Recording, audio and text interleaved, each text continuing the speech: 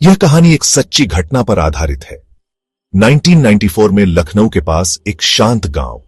सूरज एक पुरानी दरगाह के पीछे डूब रहा है, टूटती दीवारों और एक डरावने बरगद के पेड़ पर लंबी परछाइयां डाल रहा है। यहीं से फरहान की कहानी शुरू होती है। दिल्ली का एक 25 साल का लड़का जो अपने चचेरे भाई की शादी के लिए आया था। शुरुआत में सब कुछ नॉर्मल लगा। एक सुस्त शाम क्रिकेट खेलते हुए फरहान की बॉल एक पुराने बंद घर में चली गई। एक ऐसी जगह जिसके बारे में सब फुसफुसाते थे, लेकिन कोई अंदर नहीं जाता था। वार्निंग्स को इग्नोर करते हुए फरहान बॉल लेने के लिए अंदर घुस गया। उसे नहीं पता था कि उन दरवाजों के पीछे उसका क्या इंतजार कर रहा था। उस रात सूरज ढलने के बाद फरहान उससे मिला। एक रहस्यमयी जवान औरत। गांव में किसी ने उसे पहले कभी नहीं देखा था। वह शाम 6:30 बजे के आसपास दिखाई देती थी, हमेशा अंधेरा होने के बाद, और हर सुबह सूरज की पहली किरण के साथ गायब हो जाती थी। कुछ कहते थे कि वह बहुत खूबसूरत थी, लगभग अवास्तविक। गांव वाले बेचैन हो गए। उन्हें अजीबोगरीब चीखें, हंसी, यहां तक कि आधी रात के बाद घर से गूंजती हुई चीखें याद थीं। ऐसी आवाजें जिनसे उनकी रीढ़ में सिहरन दौड़ जाती थी।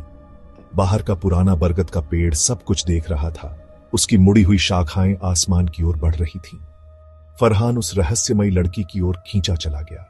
उसने दावा किया कि वह हाल ही में गांव आई थी, लेकिन किसी ने उस पर विश्वास नहीं किया। वह फरहान से घंटों बात करती थी।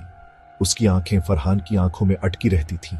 उसका परफ्यूम उस तेज इत्र के साथ मिल जाता था जो फरहान हमेशा लगाता था। उसे नहीं पता था वह इंसान नहीं थी, वह एक जिन्न थी। लगाव और गहरा होता गया। फरहान सो नहीं पाता था, खा नहीं पाता था, उसके अलावा कुछ सोच नहीं पाता था।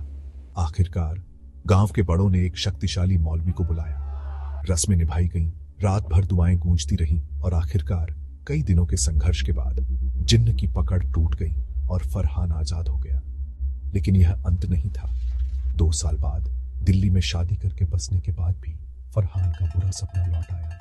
वही जिन्न फिर से दिखाई दी। इस बार उसकी पत्नी के अंदर घुस गई। आगे क्या हुआ, वह एक और रात की कहानी है। अगर आप और सुनना चाहते हैं तो फॉलो और शेयर करना ना भूलें।